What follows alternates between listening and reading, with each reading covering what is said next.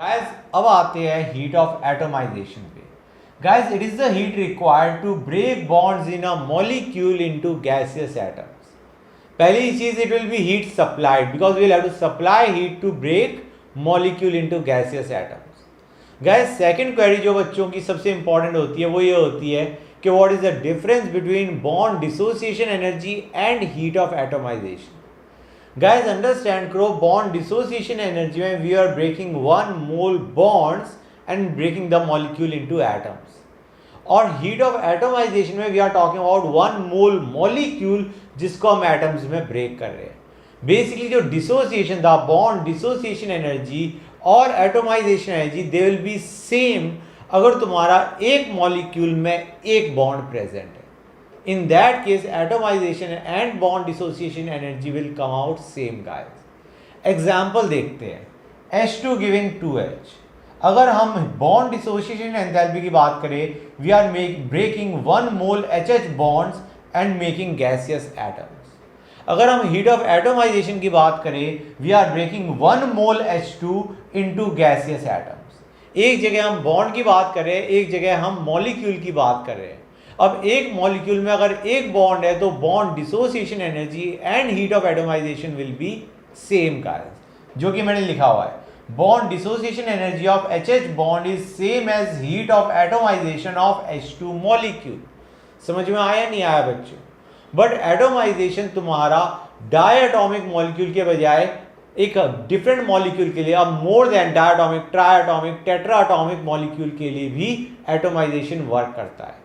जैसे H2 guys, इसमें तुम्हारे दो OH बॉन्ड्स हैं, you know the structure guys. इसमें तुम्हारे दो OH बॉन्ड्स हैं। यहां पे will not be talking about bond dissociation energy, will be talking about heat of atomization guys. यहां पे तुम्हारा heat of atomization will be the energy required to break one mole H2O into gaseous atoms, 2H और O में break करने के लिए। This energy is heat of atomization of H2O guys.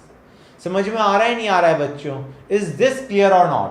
Basically हम लिख सकते हैं इन अ वे कि heat of atomization will be equal to twice of bond energy of OH bond. क्योंकि तुम देख सकते हो जो तुम्हारा OH बॉन्ड है, ऐसे दो OH बॉन्ड्स टूट रहे हैं guys. Two bonds are getting broken in the reaction of heat of atomization. Heat of atomization की तुम्हारी ये रिएक्शन है, इसमें दो OH बॉन्ड्स टूट रहे हैं। You can say delta H atomization is twice of the bond dissociation energy of OH bond. फिर से समझो guys, bond dissociation energy of OH bond का twice is heat of atomization, क्योंकि तुम heat of basically इस reaction के अंदर दो OH bonds को break कर रहे हो to give us gaseous atoms. NH3 का केस देखो guys, NH3 is giving us N plus 3H. This is heat of atomization of NH3 molecule, and it is also 3 times the bond dissociation energy of NH bond guys. क्योंकि तुम्हारा NH3 को जब तुम N plus 3H में कर रहे हो, you are breaking 3 mole NH bond guys. समझ में आ रहा है नहीं आ रहा है बच्चों? You look know the structure NH3, it has got a pyramidal structure. You are breaking 3 mole NH bonds when you are dissociating NH3 into nitrogen and hydrogen atoms. ये atomisation है and it is 3 times the bond dissociation energy of NH bond guys. CH4 देखो, it is giving C+4H, this is a bond, this is the heat of atomization of CH4 and it is 4 times the bond dissociation energy of CH bond guys, क्योंकि एक CH4 में 4 मूल CH bond से which are getting broken. एक चीज और बच्चों, यहां पे जो हम कह रहे हैं, it is 4 times the bond dissociation energy of CH bond, that 4 times the bond energy of CH bond, that is the average bond energy guys. क्योंकि अंडरस्टैंड करो, जब तुम्हारा एक CH बॉन्ड टूट चुका है, the other 3 CH bonds will have lesser stability than the CH4 molecule, क्योंकि वो अनस्टेबल हो चुका है।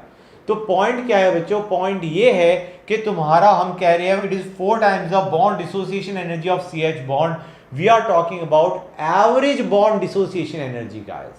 हम एवरेज बॉन्ड डिसोसिएशन एनर्जी की बात कर रहे हैं and it is 4 times the average bond dissociation energy of CH bond. यहाँ पे it is 3 times the average bond energy of NH bond. Here it is 2 times the average bond energy of OH bond, guys. Is this clear or not, बच्चों?